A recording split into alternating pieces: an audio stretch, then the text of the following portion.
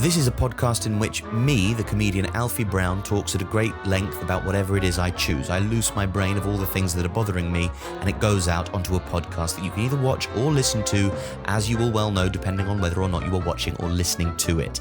On this week's episode, I talk about my relationship with social media, Instagram. I've done so before, but perhaps I'm doing this in a more engaged way than I ever have before. I talk about my gigs in Edinburgh this weekend. Fuck me, they were great fun.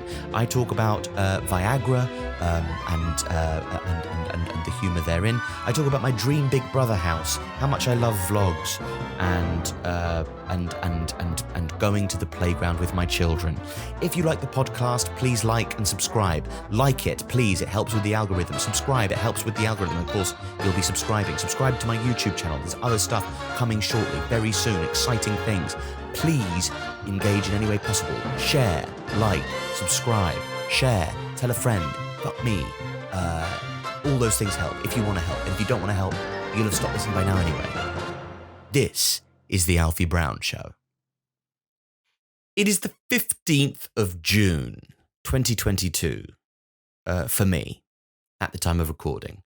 And it might not be for you, but this is when this is happening. So, good day from that day. It's been a great day. Did some writing. Tried to write a joke. Writing a joke is... there is no one way that the experience is. As with anything, how writing a joke is, as a sort of spiritual thing to do, very much depends on how successful you were writing the joke. And even then, you won't really know until you've done the joke in front of a room full of people. Also, jokes, the really shit thing about jokes is they're never really finished.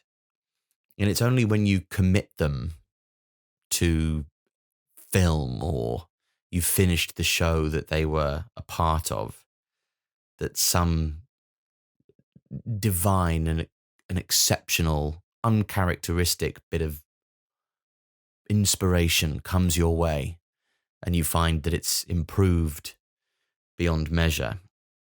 And hopefully if that happens to you enough times, you know that when you're writing the joke, you really need to wring the fucking life out of it to make sure that you have extracted every single possibility, avenue, and theme that you can derive from the topic of whatever it is you're making a joke about. I had a wonderful time in Edinburgh. If you saw me in Edinburgh over the weekend at the Monkey Barrel Comedy Club, well then, Jesus Christ, you'll know as well as I do what a magnificent comedy club. I was closing the shows, the 2 shows on Friday, 2 shows on Saturday, 2 shows on Sunday, apart from one on Friday that I opened, which I was fine with. Brilliant other comics on the bill. And I don't know what it is about me or when I go on, but I do. Liam Withnail was also on the bill, and he's absolutely brilliant comedian, but he was saying to me in the green room that there is something about me being on stage that makes people in the audience who maybe haven't shouted out all night feel like it's okay to shout out. The way, because I don't in any forthright way go looking for it. Maybe there is something in my demeanor or the way that I speak or the rhythm or something in me that encourages people to, I mean, there must be, because it's too much to just be coincidence. And I don't know whether it's the way that I look. I don't know if there is anything specifically kind of confrontational or that is an invitation to, contribute to the evening or the conversation or whatever it is. Maybe I'm just incredibly, approachable. I've absolutely no idea. Maybe it's the rhythm of my speech and the fact that I come on stage very slowly and smile and make a point of smiling at the whole room and saying, thank you and pleasure to be here. Because I think it's because it's important to introduce yourself well, whether you're in a social setting or indeed about to perform in front of a room full of strangers. I don't understand why you wouldn't be nice, but also not dishonest. It always is a pleasure to be there. I mean, it usually always is a pleasure to be wherever I am gigging, in that I'd rather be there than not, because I find gigging to be pleasurable. So when I say it's a pleasure to be here, I don't mean it's a pleasure to be here in Kettering. I mean, it's a pleasure to be here on stage in front of you, despite the fact that we're in Kettering. I've never been to Kettering, but I'm going to Kettering in 2 weeks. If you're from Kettering, come to my show in a few weeks, couple of weeks, whenever it is. Hastings this Saturday. Birmingham tomorrow. Well, what will be tomorrow by the time this comes out. Unless you're listening to it on Thursday, the 16th of June, in which case tonight you might be in Birmingham. You might be on your way to come and see me in Birmingham, in which case I hope I'm good. I really hope I'm good. I feel such a sense of satisfaction, not from any work I did today, but I helped Jessie with a reel. Reels are TikToks, but on Instagram. They're YouTube Shorts, but on Instagram, just in the same way that YouTube Shorts are TikToks, but on YouTube, or Instagram Reels, but on YouTube. And I think they exist elsewhere as well. Everybody trying to ape the 15 to 30 to a minute and a half now, I think you can have on Instagram Reels, which we're all very excited about. And I take such great joy, not only in I think she's particularly good at them. The sort of funny that she is lends itself well to the Instagram Reel, but also working out how she's going to be funny, filming them for her and editing them. And I really enjoy that.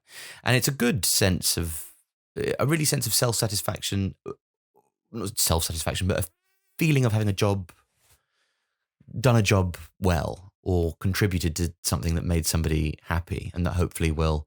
I mean, you'd like to think that in a perfect world, all of this would be kind of bollocks and it wouldn't really matter. But nowadays, we realize that the output or the content that we create and funnel through our various online, personal branding platforms, Instagram and TikTok and Facebook, YouTube, podcasting, is incredibly important.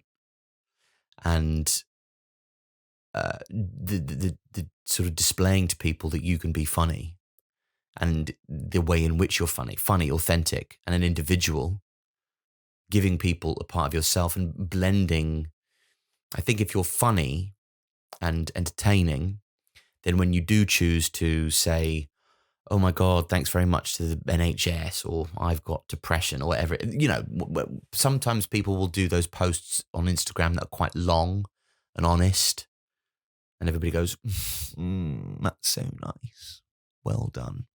And that sort of honesty will ring even truer if people have seen a kind of a diversity to your emotional kind of output, or the way in which you can be. If you're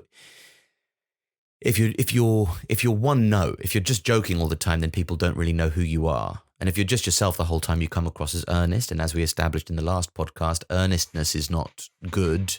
It's performative honesty, which is therefore sort of dishonest in a way. It's when, honesty fuses and crystallizes and becomes a different form. And it's no longer the same compound material as it was before. It doesn't do any of the same jobs. It pushes people away rather than endears them. So yeah, if you can be a few things, a few different things, be yourself, perform, confess, journal, observe, use all of those different ways of expression, or different types of expression, whilst at the same time using all those different types of expression within the kind of cohesive umbrella of your own personality, then you are onto something social media wise. And then of course there's all the games you've got to play, like, you know, how often and when you post and how you hashtag and all of that shit. And I I think I'd like to be more cynical than I am about all these things. You know, people are very cynical about podcasting, or at least who podcasts, why they podcast, the fact that sort of podcasting seems, you know, ego maniacal, and it is, but so is having an Instagram account. Like, you know, narcissism is not a rare trait these days. So if I do enjoy the sound of my own voice, then apologies, but everybody likes the look of their own face and wants to show you their fucking family the whole time, or you know,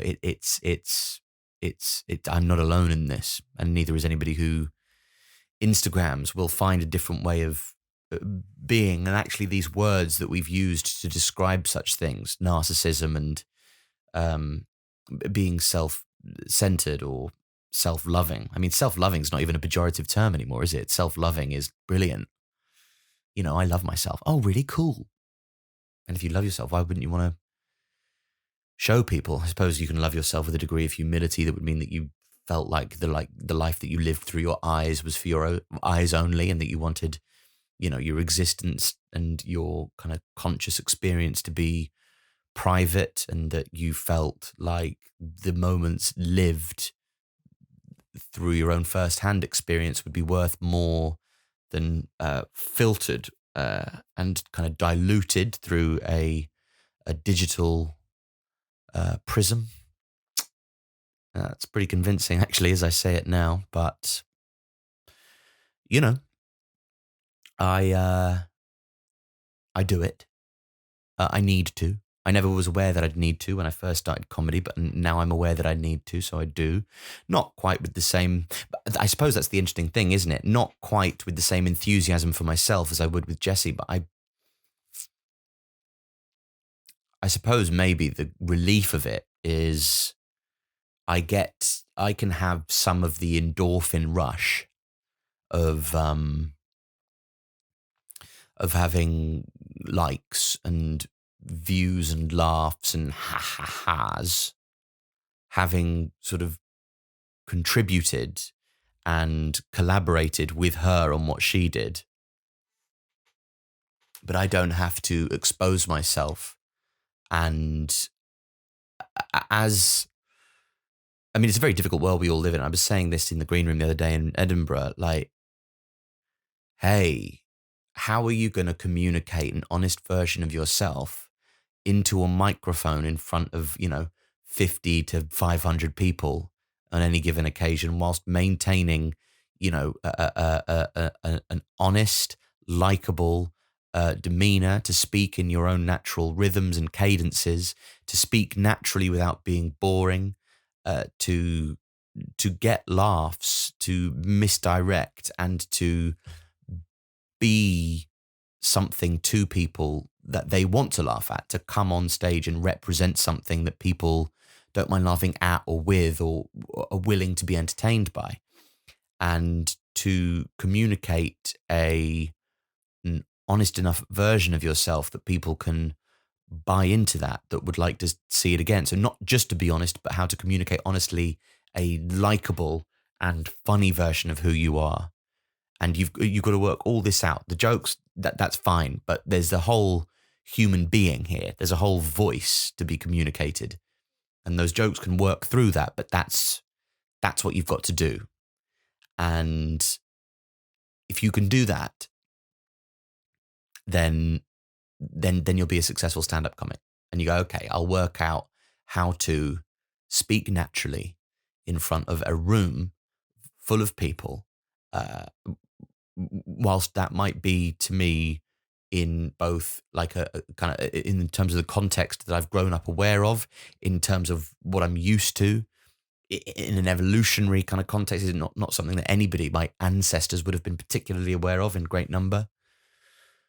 But I will appear as if it's natural for the purpose of the job, because if I feel unnatural, people will be on edge, and therefore out of their comfort zone and therefore unable to laugh. So I won't do that. And I will work that out over the period of about 16 years. And people go, brilliant, you've worked it out. Well done. That can't have been easy, like anything that you learn how to do over a long period of time. Great. Now do it down your phone camera. What? Suddenly there's a whole new, but that's another 16 years, surely. And that's how I feel. I feel that I'm sure that, all of this is, I will be able to get down how to communicate effectively in short form bites into a camera, or how to have the correct rhythms to communicate into a phone camera, to dice up and to communicate something that I feel is worth communicating. Because right now I really don't. It has to be something that you give a shit enough about to want to say in the first place, and there just isn't. There is nothing that comes to me short form that I feel like I care enough about to want to say, so I don't.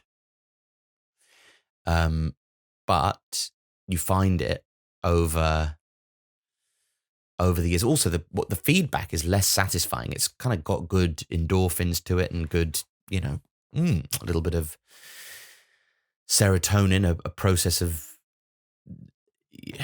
But I get what I need from the internet by being angry at it.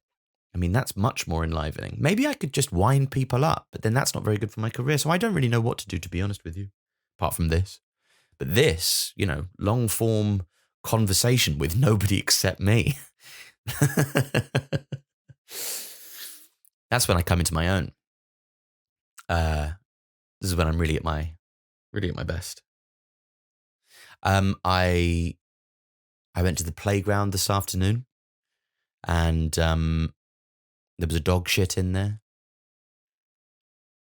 It takes a special kind of fucking loser to let their dog shit in a playground. And it's not even like not that it makes any difference, not even like it's a teenager's playground. Like, you can let your dog shit in a teenager's play.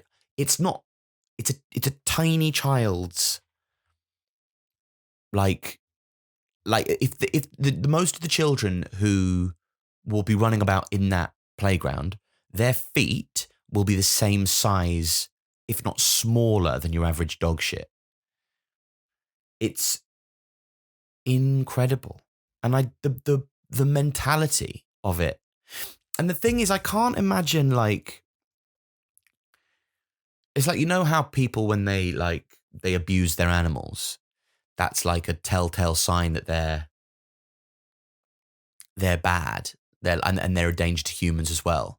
Because if they don't have that natural thing in their brain that goes, don't slap the cat, don't kick the dog, and they don't have that sort of sensory engagement with another living thing's, facility for pain, then how are they going to have any engagement with another human beings? Maybe they will. I mean, I say this from, I've not educated myself on the topic. So if I am speaking, tossycock, then please let me know in the comments below.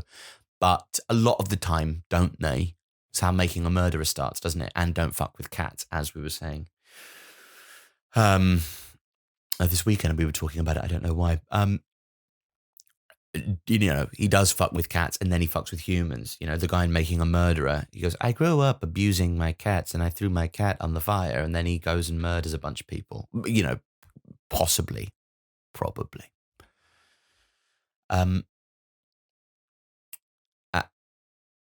So if you let your dog shit in the playground, then what else? What else are you up to? What else are you capable of? What else are you doing? Are you going to take a shit in the playground? What is it about your dog taking a shit in the playground that makes it more acceptable than you taking a shit in the playground? Well, you might think to yourself, well, I always shit in a toilet. Like I never shit anywhere outdoors, but my dog does. So this felt like an okay play. I mean, even when people don't pick up their shit anywhere,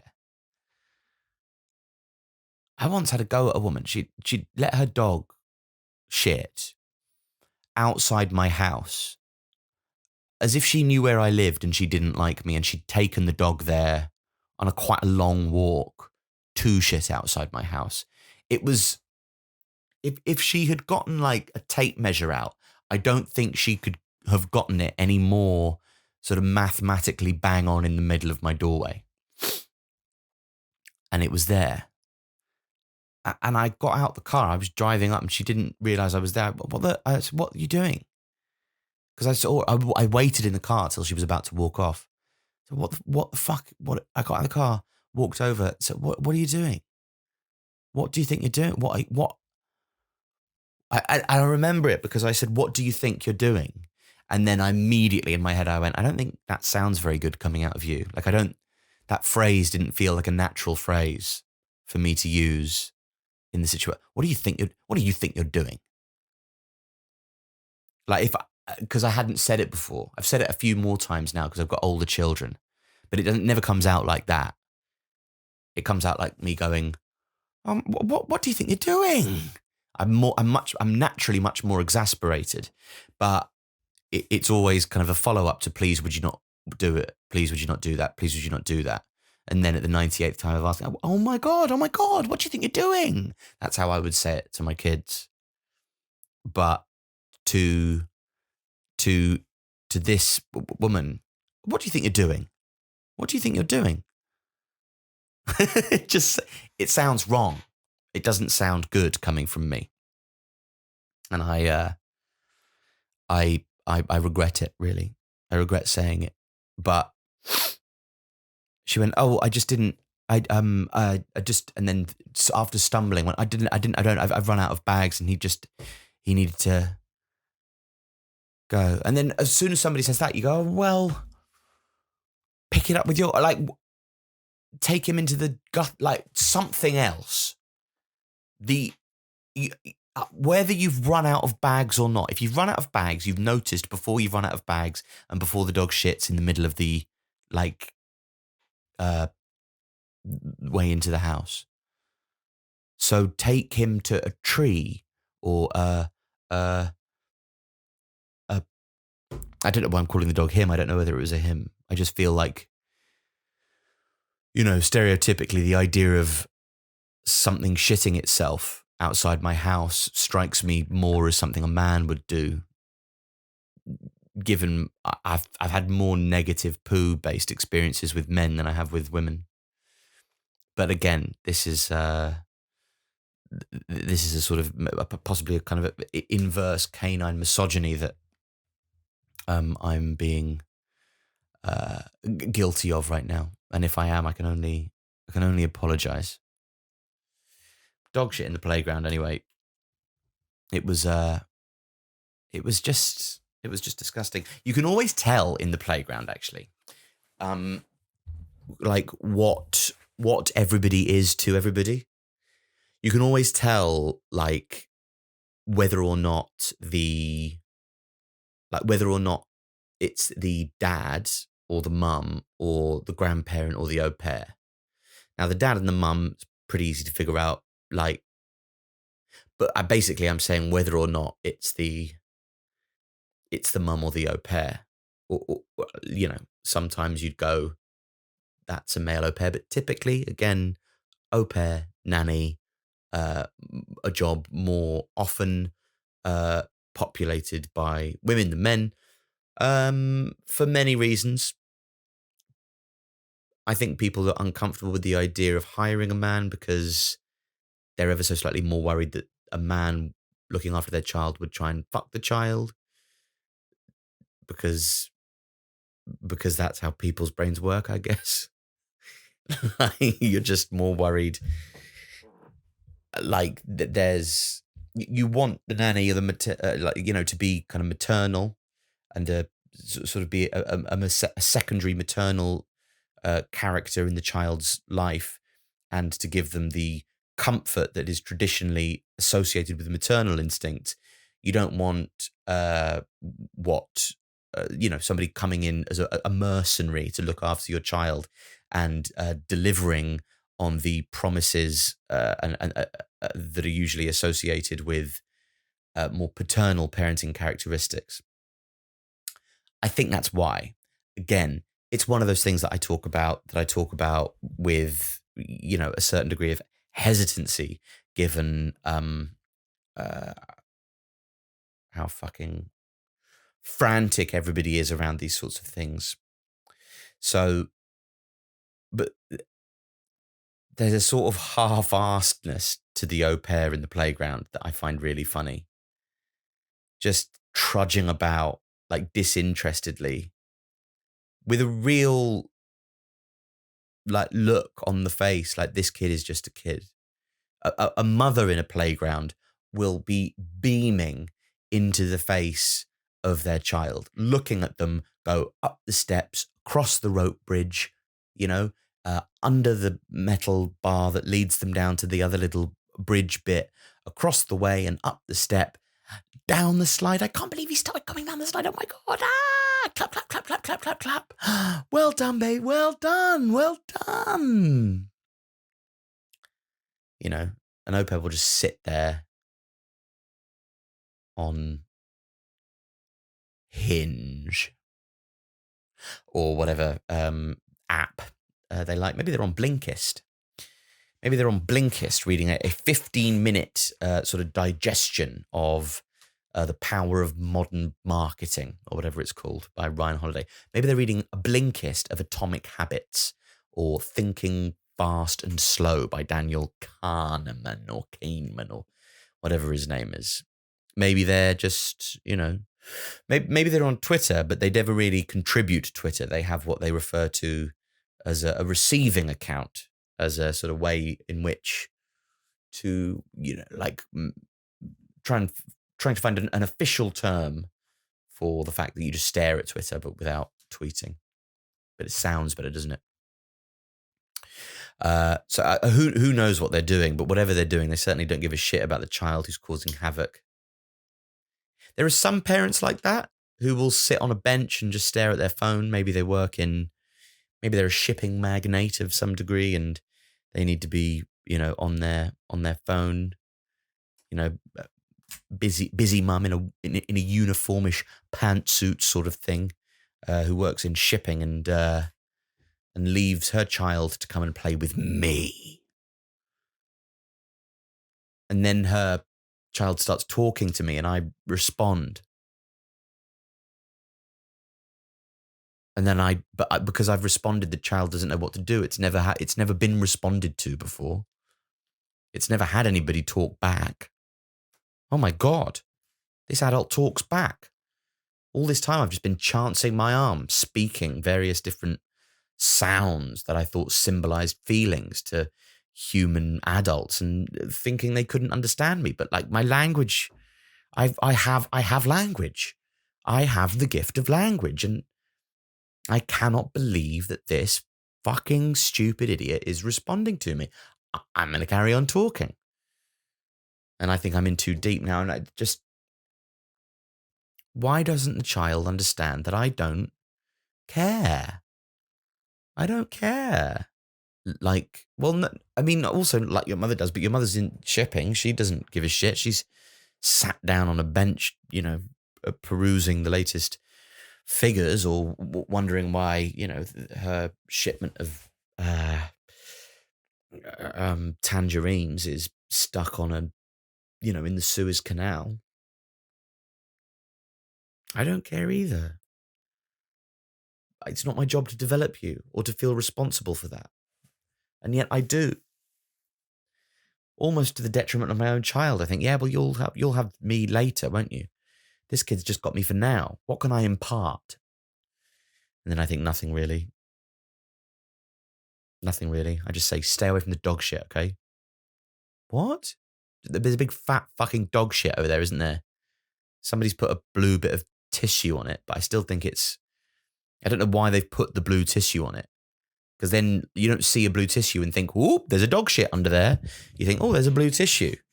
Maybe I'll pick the blue tissue up. And then before you realize it, you've picked the blue tissue up and you've also picked up a chunk of sort of hopefully dried up dog shit.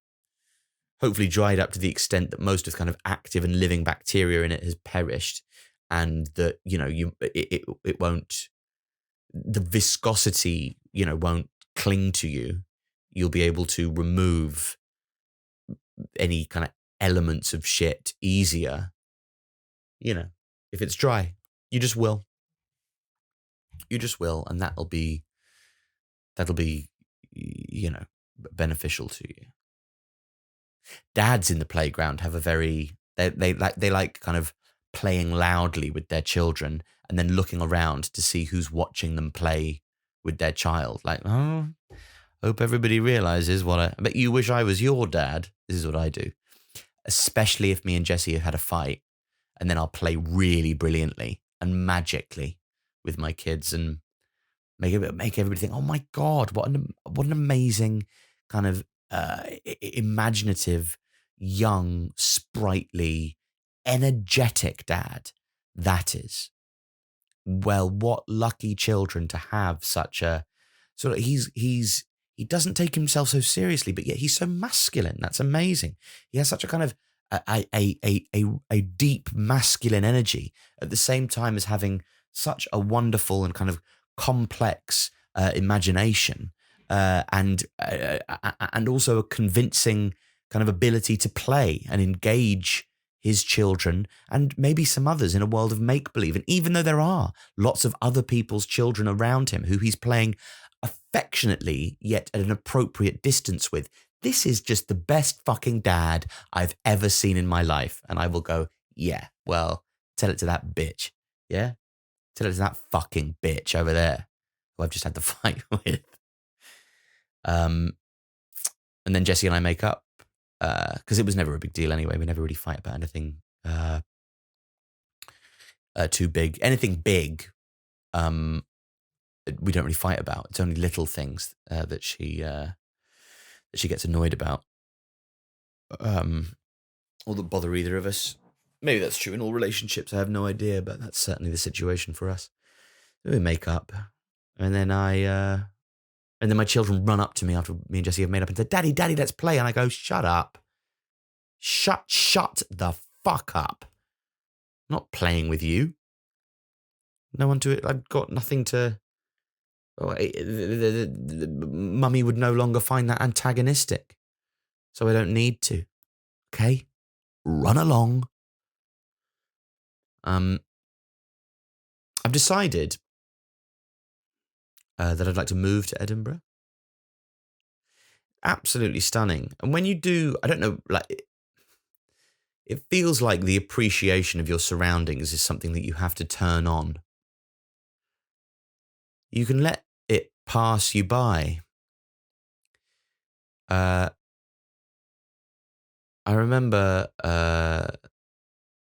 my grandfather, Pop, I call him, speaking about a bush outside of his house after he'd had his diagnosis of cancer, and he's speaking about a bush outside the house, and he was speaking about how he was sort of studying it in all of its sort of beauty and the formation of leaves and flowers, and he just never really looked at it before, and he suddenly realised it was beautiful. There's a Clive James poem, actually, that's really nice that my friend Adam got me onto. Clive James poem about Japanese maple. Yeah, Japanese, and it's about that. It's about that feeling of having. Is it? I'll read it. Your death, near now, is of an easy sort. So slow a fading out brings no real pain. Breath growing short is just uncomfortable. You feel the drain of energy, but thought and sight remain. Enhanced, in fact. When did you ever see so much sweet beauty as when fine rain falls on that small tree and saturates your brick-back garden walls? So many amber rooms and mirror halls. Ever more lavish as the dusk descends, this glistening illuminates the air. It never ends. Whenever the rain comes, it will be there. Beyond my time, but now I take my share. My daughter's choice. The maple tree is new. Come autumn, and its leaves will turn to flame. What I must do is live to see that. That will end the game for me, though life continues all the same. Filling the double doors to bathe my eyes, a final flood of colours will live on as my mind dies, burned by my vision of a world that shone so brightly at the last and then was gone. Fuck. I love it. And yes, it sort of speaks to that quality, doesn't it? That you have to, that your appreciation of your surroundings is something that, well, either you have to switch it on or it switches on because you realize that, because, well, I suppose the way in which you take life in, your surroundings, your sights, the people who you have around you sort of exist to you in the context of something that, whilst you ultimately know that it isn't, feels everlasting. Life feels everlasting because consciousness is all you've ever known. So in terms of your ability to comprehend time, consciousness is a sensation of forever. Even though your life in the context of time is a fucking tiny anomaly. Consciousness is the anomaly. But as soon as the reality of the end of your life becomes clear to you, you see it you see everything, hear everything. Every interaction exists within the context of the limited time you have left, and therefore is rendered beautiful. That's why they die at the end of Romeo and Juliet, isn't it? Because because they both die, the love that existed had to be that intense. They had to die so that they could love. I tried to work on a bit about this once. That's why Romeo and Juliet had to die. Because if Romeo and Juliet had lived and that they're 30 years into a marriage and then they're going, like, look, I bought the toilet brush. I didn't buy the toilet brush for no reason, did I? It's to use it. I know. You don't use it, and now you're making me, like, you're making me do that. Romeo. Look, no. I know. Listen, I didn't want to have to do it either. I didn't want to have to nag, did I? Romeo, would you look? Rome, look. The thing is, look, I know it's a snooker, mate. I know it's a snooker. Darling, look, please, I know. And I wouldn't be interrupting it if it wasn't the 98th time I'd asked you to use the bog brush. That, and, you know, it's just little things that I ask for, and then you don't do them, and it makes me feel like a nag. Do you know what I mean? And it's not fair that I should be made to feel like a nag by your inability to do things. Do you know? Okay? We live out here, way away from everybody. I can't see my friends anymore. Okay? That's not... Well, I'm sorry to bring it up again. But I didn't get banished, did I? Yeah? You got banished. You moved us out here. Yeah? This was not my choice. I'm a city person. Yeah? Fair Verona. That's me. And now we're in, you know, Frome. And Frome is lovely. But it's not Fair Verona where we once lay our scene before you got banished. And now you can't even use a fucking bog brush. Turn the tap off when you're brushing your teeth. Yeah, we split the energy bills, but I remember to turn off the tap when I'm not using it. Okay? When you're washing up, fill a bowl with water and then wash everything up in the bowl. Don't leave the tap running. I mean, these are little fucking things. I don't care if it's a 147, okay? I don't care, Romeo. They have to die, so the love is beautiful. I mean, that's why, you know, without death, nothing would be beautiful, because everything would exist in this kind of endless... This is probably not a very intelligent thing to say, and it's probably something that people have said so many times, but it's it's a context it's only in the context of having a finite time on the earth that things and choices can be appreciated. Otherwise, like, I'd learn. Nobody would ever learn a language or learn the guitar if we had, forever to do it in. They go, yeah, I'll do it in 10 years. I'm gonna watch The Sopranos first. But The Sopranos wouldn't have been made if we all lived forever. What would we all be doing? Eat cake? Yeah, I can lose the weight. There's no ramifications. No. Anyway, there are obviously, as Clive James has proved, people to put this more eloquently than I do. So some of you will be aware that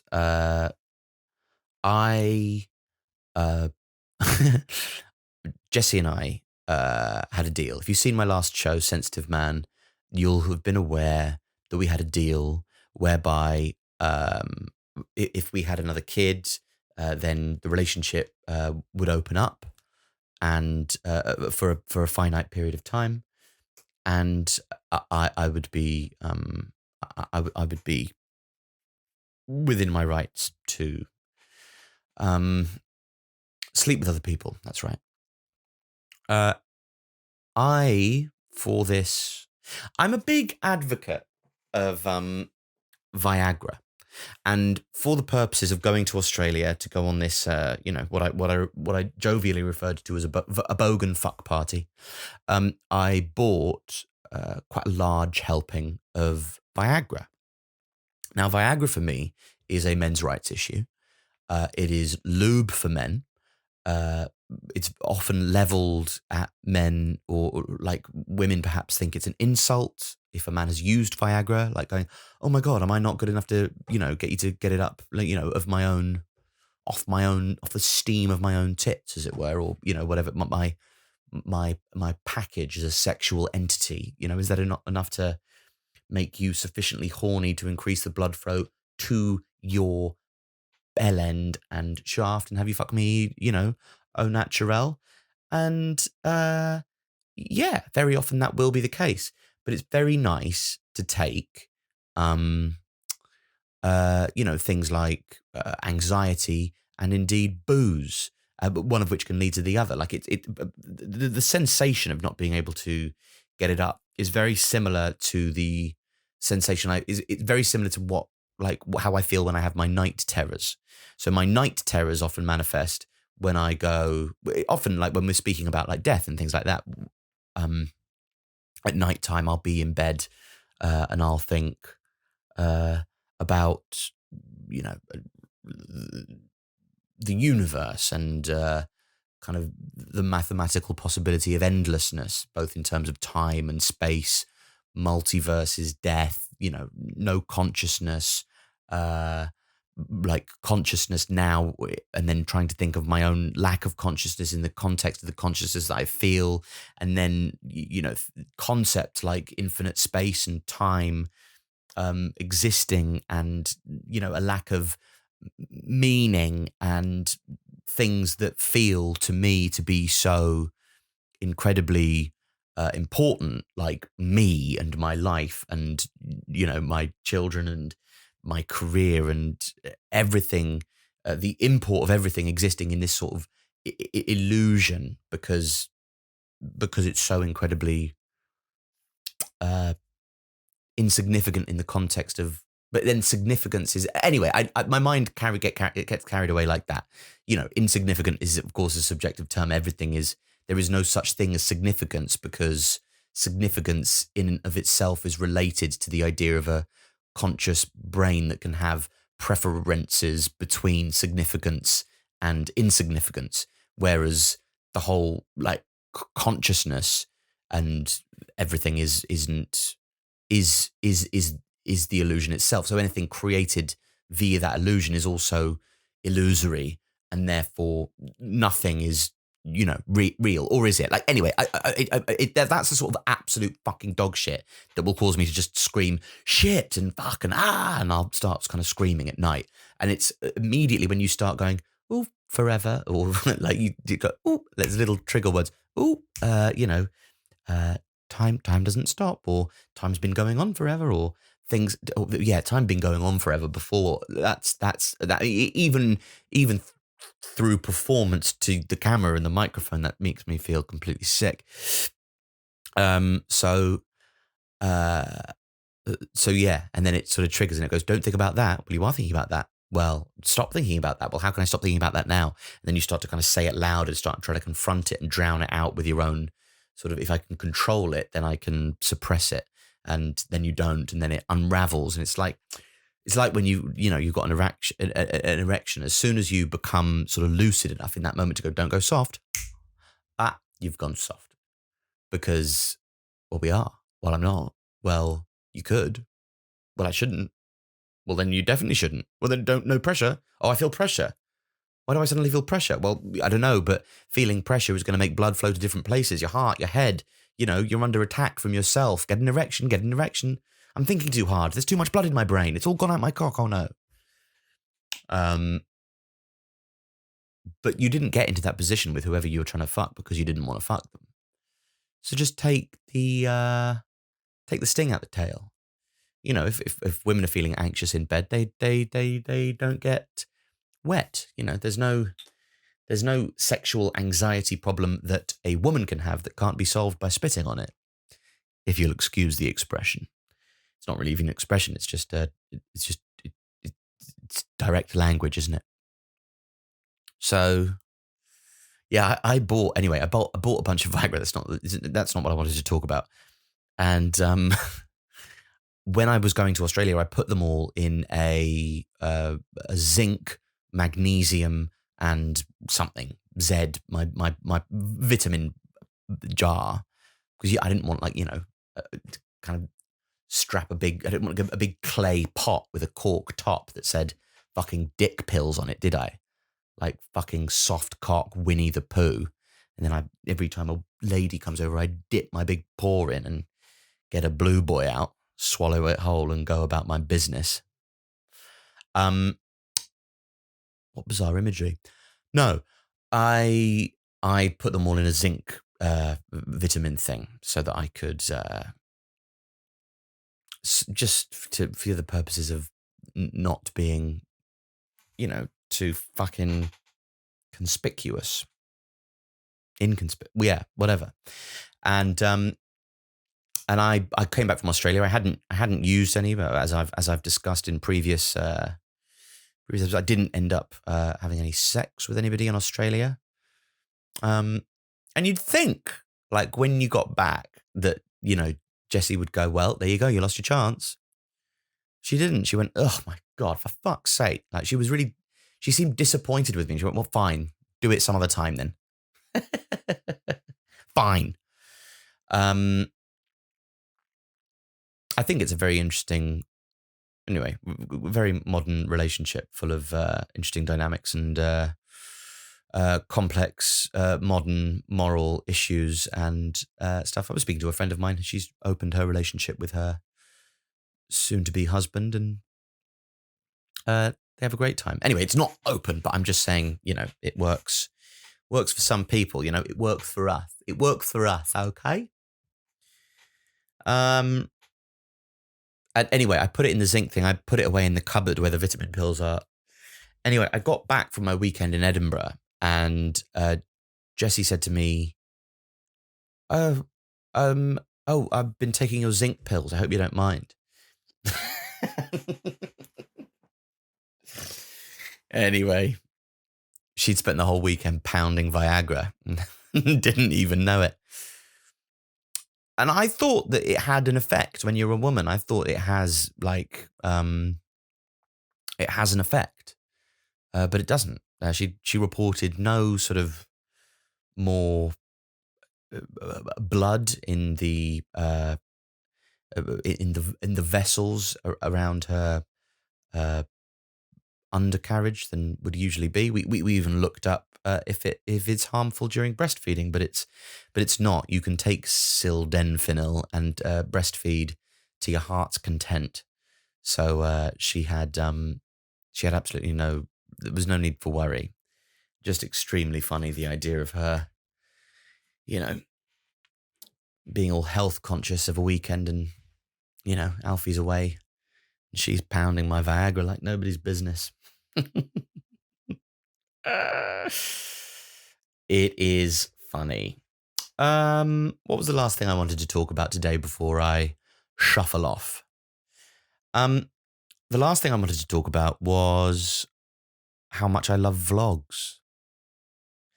And I think it seems unlikely that I would love them so much, because they are. I was going to do a long thing about the royal family, but then I started reading loads of articles about the royal family, like whether or not to abolish the monarchy, the purpose the monarchy serves, the cost of the monarchy, the benefit of the monarchy. What the idea of a constitutional monarchy does for our democracy versus being a republic. Prime ministers, presidents, the German president playing the role of the monarch in Germany, whereas you've got the sort of prime minister role played by the chancellor. Anyway, really interesting, and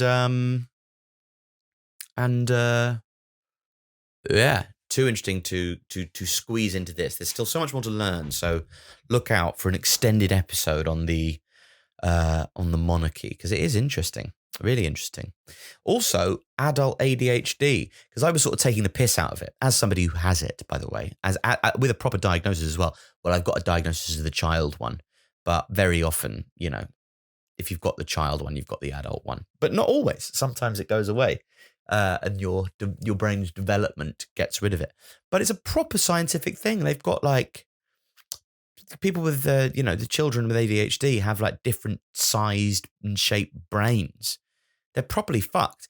And it just goes to show another sort of hot topic for, for a long conversation after deep investigation would be how incredibly myopic, is that the right word? Sort of thinking one way and one way only about something. Yeah, sounds right. The education system and the way in which we educate children really is. I have never liked it, I suppose, because I was a victim of it, in that it did not at all cater to the way in which I would have felt it would be natural or good to learn. So I was, fucked by it. Anyway, another really interesting thing. But no, today I wanted to talk about, so look out for both of those. My ADHD and monarchy special episodes. This podcast will be coming to you every Wednesday from now on. Wednesday is going to be the podcast's regular day. Like and subscribe, share if you enjoy it, and even if you don't, it's really useful for me to, as I say, loose my brain of these things. So. Thank you. Feedback always appreciated. Anything interesting, anything not interesting, anything you think would be good to talk about, let me know.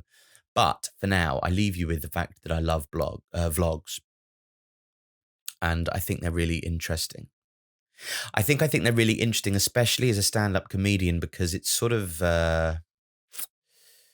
it's a new way of, it's a new way of communicating who you are. And like anything, really, I think they get a bad rep because they are often done by children who don't have anything to say and who have nothing better to do, or who don't have very interesting lives. And if they do have interesting lives, don't know how to communicate it, capture it, don't know how to speak engagingly, fluidly, charismatically, you name it. They are just they're not relatable to you as somebody who is older or wants to be engaged by various themes. They don't know how to tell a story. If they do know how to tell a story, they don't know how to capture it on camera. They don't know how to film. They got shit sound. They got shit editing skills, whatever it is. But I mean, the editing and the capturing of the thing, it doesn't, it's just who you are and what story you're telling is really what makes a good vlog. How natural can you be, and how much do I feel like I like spending time with who you are? And in that respect, exceptionally similar to podcasting. Podcasting being a lot more kind of long form thought, kind of humor, whatever it is. It's you, it's you, it's you spending time with me, isn't it? uh, in these conditions, it's me trying to self excavate without needing to think about anything like aesthetic or storytelling. It's just purely and kind of unremitting self excavation, especially this form of podcast, the solo me talking podcast. So I find that very interesting.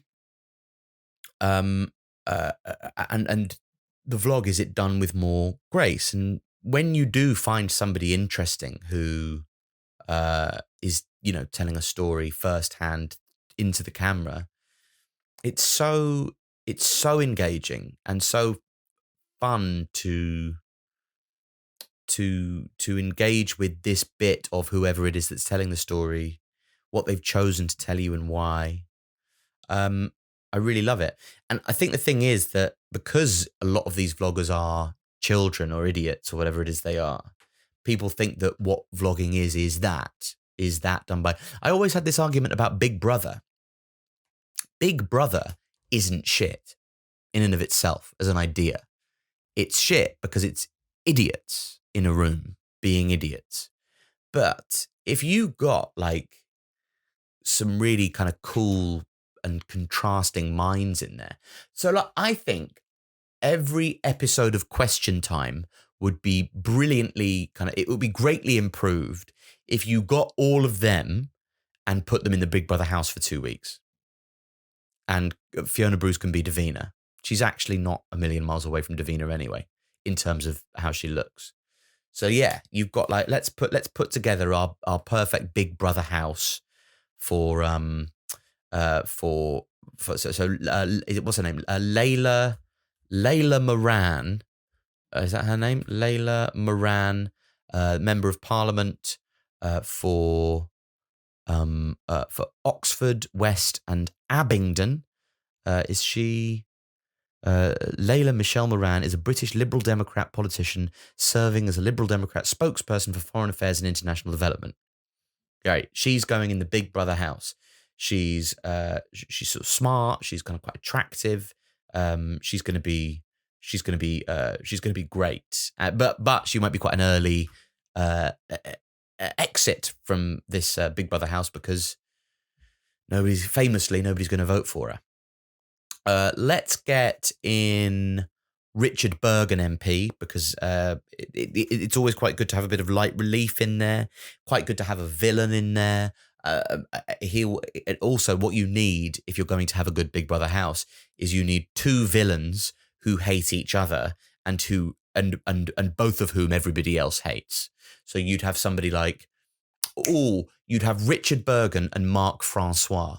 And an extremity of Labour politics and an extremity of Tory politics, and Layla Moran just kind of despairing of both of them, but without really the energy to engage with either. Who else? There's your sort of celebrity, maybe Will Self and Ian Hislop. Let's have both of them because I don't think they'd like each other. And at the same time, Will Self is going to be great value in the smoking area. Ian Hislop's going to be great at undermining everyone, and we'll probably have interesting discussions with Layla Moran. I want an intelligent and good member of the Labour Party, so I'm going to go for Yvette Cooper. Yvette Cooper's going into my political Big Brother house, and then we need one of the more acceptable Tories. So maybe Robert Halfon. Oh, can I get maybe Robert Halfon is the person who wanted to run for leader a few years ago, and he wanted to kind of reinvigorate the Conservative Party I think he wanted to kind of rebrand in the same way that New Labour rebranded as New Labour from Labour. He wanted to reinvigorate the Conservative Party. He wanted to make the Conservative and Workers' Party. So he wanted to kind of rebrand the Conservative Party as something that was necessarily sort of worker focused. And I think that's an interesting idea. I don't really know how you go about it with workers' rights, unionisation, and welfare being sort of being a big part of what traditional workers' politics entail, and at the same time being sort of quite in opposition to traditional Conservative Party politics. So Robert Halfon's going in the Big Brother house to talk to everybody, and I'm very excited to find out, what he has to say for himself. And Question Time, of course, I'm never going to watch, but 2 weeks over this, with all these people like going slowly insane under the kind of intense pressure of not only constantly being watched, but then imagine the games they could play. They could play like different kind of morality games, like go and stand on the crate if you believe in capital punishment under any circumstances. This is a fucking good idea, by the way. So anyway, my point is that Big Brother would be good if they did it with interesting people. It's the people that make it not interesting, not the concept itself. By the same virtue, vlogging is an interesting medium. People don't go, "Oh, I hated the Da Vinci Code. Books are shit." So whilst it's, I think people are very cynical about new mediums, aren't they? And whether or not new mediums can be artistically valid. But you're just making a kind of movie or, a documentary that's sort of more self-reflective with you at the center. Anyway, I'm very interested in the medium of vlogging, and I'm any vlogger recommendations that you feel like I would like watching, then I would be really keen to know who you think would be worth investigating.